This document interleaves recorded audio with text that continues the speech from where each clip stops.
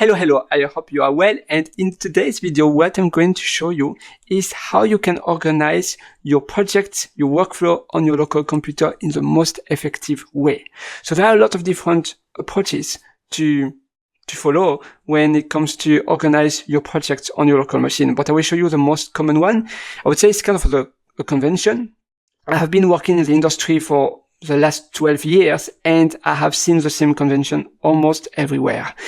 And it's good also to keep the same convention in your team, because if you have all of the Git repos in the same folder than your other teammate, it's just easier to debug if you have to jump to his or her computer and vice versa. So I recommend you also to be consistent in your organization, how they Git clone repos and how they do things. But I will show you the most common one and then I will show you some other alternatives. So the most common one is to have code, the code folder name in your main directory. So in my case, I'm in Pierre in my home directory, and in my home directory, I'm going to create a folder code. Now it could be also only lowercase like this. In my case, I like to start with an uppercase to capitalize the C, but it's up to you. If I jump to Safari code folder capitalize, it's good because it depends on your system. On Linux, for instance, if the C is uppercase, it will be at the top when you look in your terminal. Now on Windows, you don't have this, but on Linux, that's also the reason why, so if you have this code like that, it will directly highlight your folder code. It can be handy. And this is also the reason why the README and the license files are usually in uppercase in Git repos, is because they are showing up the first. So why README is uppercase, and you see the reason is due to the distribution, the operating system. Yes, to make it stand out because it contains essential information. Indeed, README license file maybe a little bit less, but yeah, and this is the historical reason. So in our case, in my case, usually I have it written this way. You can have it lowercase too. Just be consistent also if you have different machines at home, personal computer. It's good to always organize all of your projects inside of the same folder. Otherwise, you have to rethink, oh, where are my projects? Usually, we do CD and we don't even think where is my specific folder. We know automatically. It's like when we drive, we don't even think where I have to go. It's our subconscious is driving for us. It's the same here with the folder names. So the naming is important. You can have a different flavor and it's projects. You could have projects instead. Not as common as code, but you could also have everything in a projects folder. On Windows, it will be a backslash, but it will be the same. Like for me, I'm going to create code like this, and then I'm going to go inside. On Windows, you will have backslashes, but otherwise you can do exactly the same. And what else? Before in the past, and in my case when I started, usually I would have all of my projects inside of a www like this. Nowadays is less common, the www.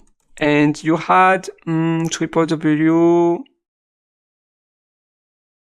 for the hosting. I believe it's due to on a web server, especially Apache server, you would still have the www. Public HTML, yeah. And you could have other names. I'm just looking here. Was it htdocs? Something like this. You may also have seen this convention, htdocs, and having everything in htdocs, but that's a bit outdated and it's mostly for PHP environment when you are working with PHP websites and applications written in PHP. But for most of your projects, it will be either code or projects.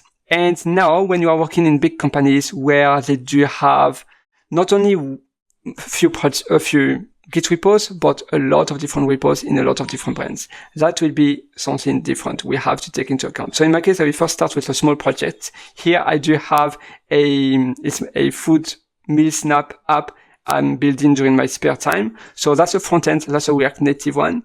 And that one is the backend in Golang. I will clone both of them. I'm going to go inside of my code. I'm already inside of my code folder. That's good. And here, instead of directly cloning this one like that, the backend and then the front end, And after I will work on a different project that will not be related to this food tracker, it will be a bit messy, right? So what I'm going to do, I'm going to create one folder per project. So here I'm going to have food tracker, and inside I'm going to clone, I will do a cd food tracker to go inside of the directory. And then I will do a git clone food tracker backend. And I will do the same here, git clone food tracker, which is the React Native app.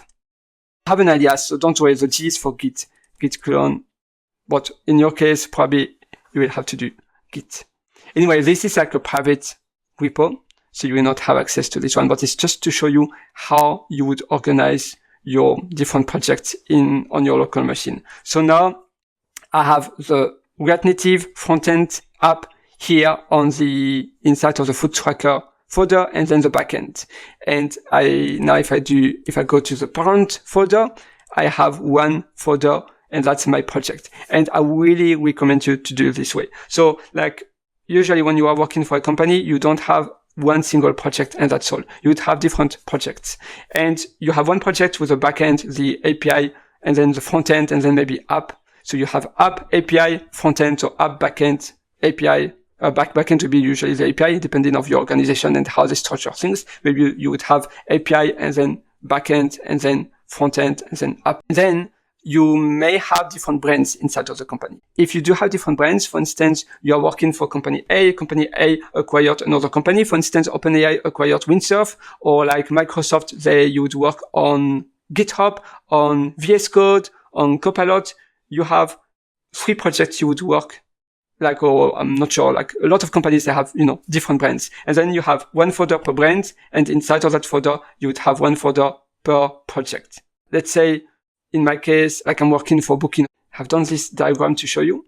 They have multiple brands. Let's say I do work for Agoda, Priceline, and Booking. I will have one folder for each. And inside of each folder, I would have so inside of each folder, I would have like, it depends if it's microservices or not. So if it's microservices, then you'd have a lot of different folders. So again, one folder per project. And finally, inside of each folder, I would have all of the subfolders. But for Booking, maybe I would only have front-end, API, some backend folders too, iOS, Android folders. If they do use microservices, I forgot if they do or not. I believe at some point they were, so I believe they still do. I would have multiple folders for all of the microservices. Now, a lot of organizations, they are moving back from microservices to mono repo.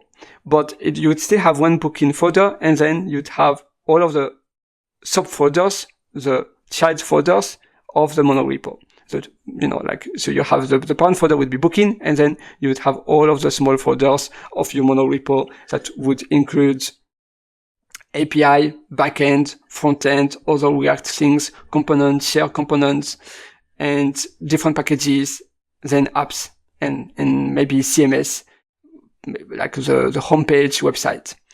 But organizing your workflow that way will be super good and super efficient for you, because you will know, now in what folder I am, now I'm on that brand. Of course, it depends on some of the packages they have. Usually you would have shared packages, but it's always good on your local computer to have all of the needed folders inside of main projects. So you would have the subfolders, and then you would have the main folders that will be the projects, and then code that will be where you place all of the code. So directly when I go inside of code, I have all of my Git repos stored inside of multiple brand folders or directly project folders. And again, code could be replaced by projects. That's just a matter of preferences. The main 2 best name for where you store your code is either code or projects. That's all for today. I wish you a beautiful coding journey, and let me know in comments the way for you organize your code and how you store your different projects, regardless if you are a vibe coder, someone who doesn't know anything about engineering, or a senior software engineer. I wish you a beautiful day, and again, consistency is key at the end of the day.